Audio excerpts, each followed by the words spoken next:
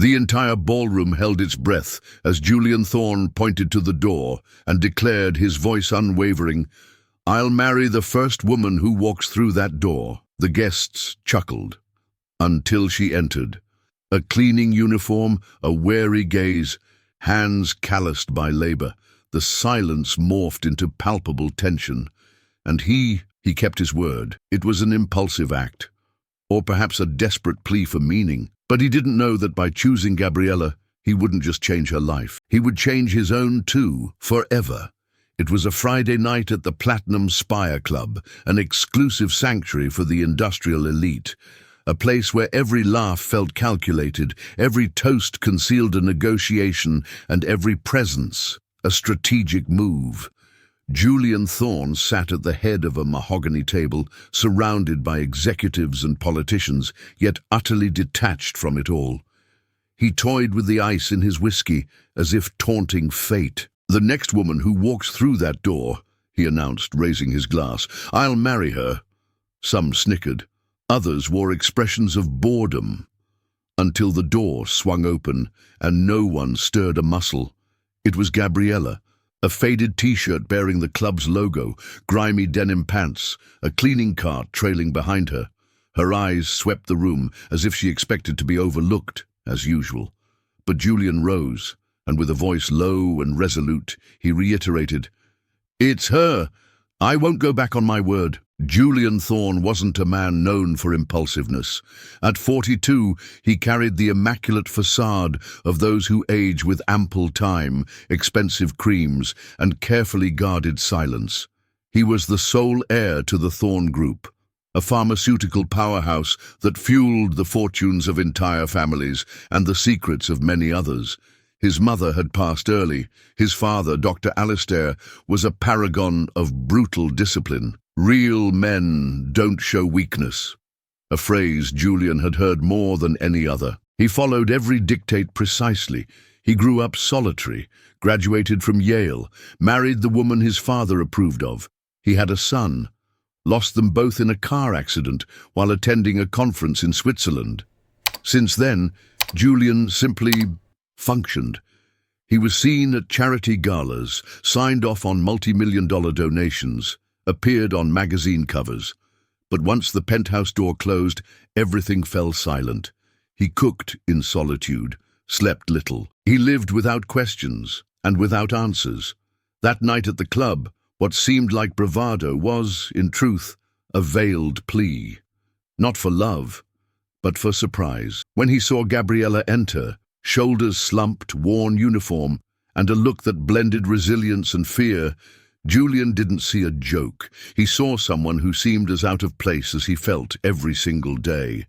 While others gawked with disdain or suppressed laughter, he truly saw her. And for a man like Julian, that was already too much. His best friend Marcus leaned in and whispered, "Are you insane? Undo this now." But Julian didn't flinch. He didn't respond. Suddenly, a lifetime of control and calculation felt hollow. It was as if the world was urging him to do something without strategy, something profoundly human. And he did. It was right there, in that instant, that the story began to spiral out of control. Gabriela Rodriguez didn't know what hurt more, the stunned stares of the people or the silence of Julian, who simply watched her as if she were a rare specimen. She was 29, but carried the expression of someone who had lived twice as long.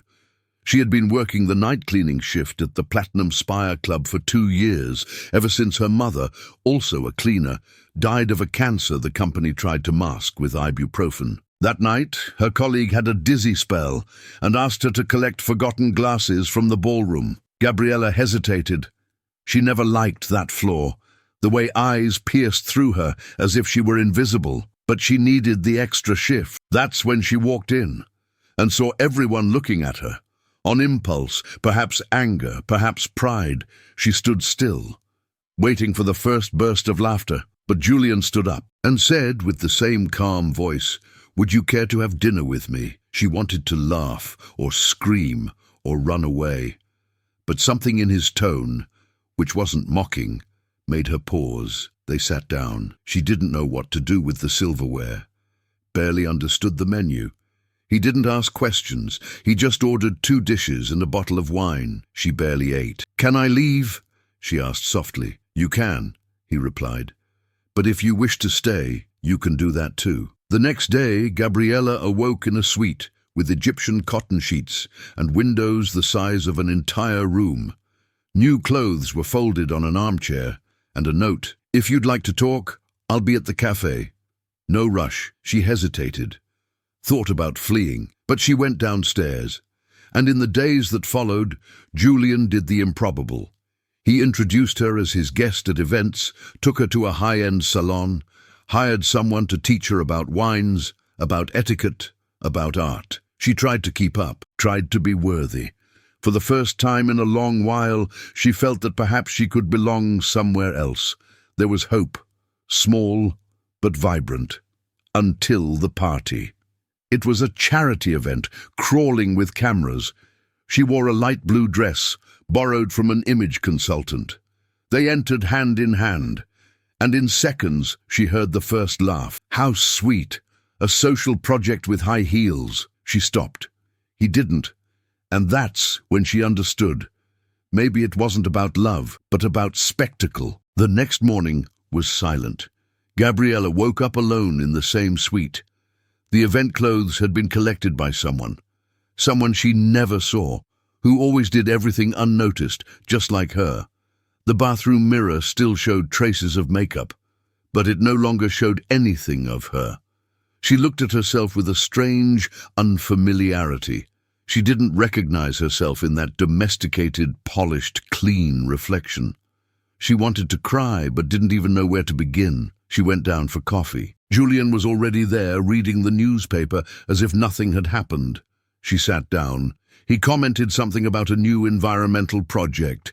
She pretended to listen, and so it went for the next few days.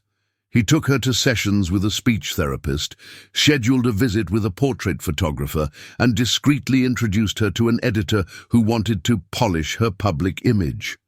She smiled, nodded, learned to be someone she wasn't. In her few free hours, Gabriella returned to the hospital where her sister, Valentina, was receiving treatment for an autoimmune disorder. Julian paid the bills with ease, but Gabriella hid what she was experiencing from her sister. She only said she was working with an important businessman. She lied with the hope that at some point it would become true, but it didn't. In silence, she faded away. She slept little, avoided mirrors, ate out of obligation. When she spoke, it was in the right tone, with measured words. She seemed to be living another woman's life, a woman invented to fit the molds of a world never made for her. Until the night of the Thorn Foundation event. It was a public celebration of the company's new social commitment. Julian gave a speech. He cited the importance of inclusion and human dignity. While he spoke, Gabriella stood at the back of the hall beside assistants and waiters. One woman mistook her for a server. Another asked, "Are you part of the production team?" Gabriella smiled, but inside she crumbled. That night, back in the suite, she waited for Julian to take off his jacket, loosen his tie, turn off his phone. And then she spoke. "I don't belong here." He paused. "Of course you do," he said quickly. "You just need time." She looked at him, for the first time, directly. "No, Julian, I never did, and you know that." He tried to approach, extended his hand. "We're just getting started. Things are a little messy now, but this isn't messy," she cut in. "It's a lie. Lie. You turned me into a project, as if I were something that needed to be fixed to be worthy of being by your side. But I'm not an idea. I'm a person."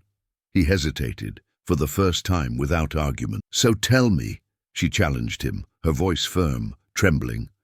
"Why are you doing this to me?" He didn't answer. She took a deep breath. "That's what I thought." Gabriella packed her simple remaining clothes into her backpack. She picked up the note with her sister's nurse's name and left, without screams, without slamming doors, just the quiet click of a woman leaving completely. The next morning, Julian entered the room. It was empty.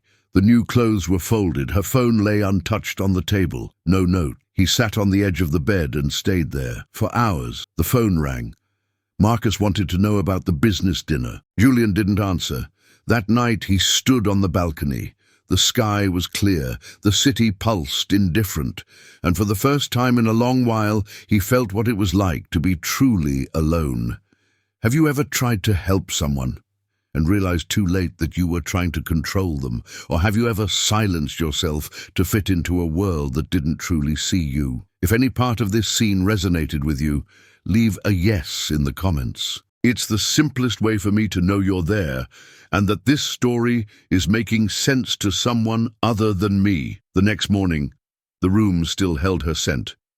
Not perfume, but presence. Julian walked through the space as if searching for something he couldn't name, and he found it, folded between the pages of a book she never finished. The Alienist, curiously, was a piece of notebook paper with small, hurried handwriting. Thank you for seeing me. Not everyone does. G. He sat, the note in his hands, and remained there. It wasn't a goodbye, it wasn't a request. It was just truth. That simple phrase ripped open an old silence within him. For days he had treated her like a project, but she never asked for that. Gabriella just needed space to be herself. And he, in an attempt to save her, tried to mold her. Why? The answer came as a whisper, because he also wanted to be saved. Saved from the weight of a surname, from the grief he never knew how to mourn, from the silence he inherited from his father. That afternoon, Julian left the penthouse and drove to the neighborhood where she used to live. He spoke to an elderly neighbor. The cleaning lady? Oh, hard-working, quiet, always rushing between the club and her sister's hospital. Never stopped to ask anyone for anything. He discovered that Gabriella used to read a lot before her mother got sick, that she dreamed of studying literature, but life had overridden everything. On his way home, Julian stopped at a bookstore. He bought 4 books. None were about business, none were about him. That night, there was no suit, no whiskey, just him, sitting on the sofa, trying to remember who he was, before he forgot how to feel. And it was there, in that small gesture, sitting, listening to his own silence, that something began to shift. He didn't know if it would work, but for the first time, he wanted to try. In the following days, Julian vanished from the media. He cancelled meetings, postponed engagements, ignored public relations advice. His team thought he was in crisis, and they were right, but not in the way they imagined. On Monday, he appeared at the Haven House Institute, a shelter that offered meals and lodging to women experiencing homelessness. He wore dark jeans, simple sneakers, a common jacket. The security guard hesitated. "Do you have an appointment, sir?" "No, but I wanted to know if I could help." He was led to the coordinator. She looked at him as if unsure whether it was a publicity stunt. "Do you know what we do here?" she asked. "I'm starting to understand," he replied, and he stayed. In the beginning, he washed dishes, sorted donated clothes, organized hygiene kits. He remained silent, listened to stories. He met Maria, who had been a teacher until her violent husband forced her to flee with her children. He spoke with Sarah, who spent 3 years living in shelters after her father kicked her out for getting pregnant. Each story chipped away another stone from the wall he had built around himself. At night, he returned to the penthouse, but now there was silence and purpose. No one there treated him like a hero. No one asked for anything beyond presence. And that's what he offered, present. One day, between tasks, he saw a forgotten book on a bench. It was The Catcher in the Rye, old, with yellowed pages. On the back cover, scrawled in pencil, was the name Gabriela Rodriguez. He held the book as if it were fragile glass. He stood there, motionless, for minutes. She had already passed through here, or left a piece of herself behind. In that moment, it wasn't longing. It was something closer to regret, but not the kind that seeks forgiveness. It was the kind that begins to excavate its own ground, not to go back, but to build something new. Julian didn't know how much time had passed since Gabriella's disappearance. 2 weeks, maybe 3. Time now was no longer measured by contracts or meetings. It was measured by silences. He kept going to the Haven House Institute, once, twice a week, then every day. He helped with what he could, but without the name, without the badge, without the inheritance emblazoned on his chest. Some women looked at him strangely, others cautiously. Few spoke to him genuinely. And he understood, because for a long time he also didn't know how to trust. One afternoon, while cataloguing donated clothes, he heard a familiar voice in the hallway. Valentina, Gabriella's sister, was there, with the center's psychologist. Julian froze. She saw him. He didn't know if he should speak, but it was she who approached. "You're Julian, right?" He nodded, fearing what was to come. "She's not mad at you." "She isn't?" he asked, surprised. "She's just tired of fading away." Valentina shrugged, like someone who already understood more about life than she should. She said, "You did good things, but tried to do it the wrong way." Julian didn't answer, but those words lingered. At the end of that week, he sat down with the Institute's coordinator and proposed something different. "I want to help with more than just time. I want to create a transition program, housing, education, mental health. And what do you want in return?" "Nothing," she smiled with skepticism. "And the newspapers, the cameras, they won't know." "And why now?" He looked out the window. "Because someone taught me that presence is more important than appearance." She nodded, and together they began to design what would be called the Bridge Project. Even as he built it, Julian hesitated. Would Gabriella come back? Would she ever forgive him? What if she never wanted him near again? But still, he continued, because now, for the first time, he wasn't trying to win anyone back. He was trying to become someone worth staying for. On that cloudy Wednesday, Julian was walking through the internal courtyard of the Haven House Institute when his phone vibrated. "Gabriela Rodriguez is calling." He stopped. The world fell silent. There was no music, no fanfare, just that name on the screen, so simple and yet so impossible. He answered, his voice caught in his throat. "Hi." On the other end, a pause. Then, the same voice he had heard at their first dinner. "Hi. Everything okay?" he asked, as if that made sense. "Can we talk?" she said softly. "Whenever you want." "Today, at the old Liberty Square bus station near the gazebo." "I'll be there." At 5:32 p.m. he arrived. Gabriella was already sitting on a concrete bench, under a tree with dry leaves. She wore jeans, a worn jacket, simple sneakers. No makeup, and yet she was whole. He walked slowly, like someone afraid to spoil what hadn't even begun. "Hi," he said. "You came," she replied. "I'd always come." He sat beside her without touching. The air between them was thick but not hostile. "I've seen what you've been doing," she said without preamble. "The project, the actions, and you." He lowered his eyes. "I didn't do it for you. I mean, at first, yes, but then I realized I was doing it because I needed to. Because I wanted to change, even if you never called me again." She took a deep breath. "When I left, it wasn't just you. It was me, the version of me I let be born there, with expensive dresses and rehearsed phrases." He nodded. "I know. You were turning into someone to fit into my world, and I let that happen." "You pushed that," she corrected, but without anger. "But now I see that you were also trying to fit into a world that wasn't even yours anymore." Julian slowly turned his face. "I wanted to turn you into something that would fit into my story, because I didn't know how to coexist with someone who showed me everything I wasn't. Human," she provoked. "Fragile." Silent. "I don't know if I've changed enough," he said finally, "but I'm trying. And today, if you want to leave again, I understand. I just didn't want to leave this without telling you that I'm grateful.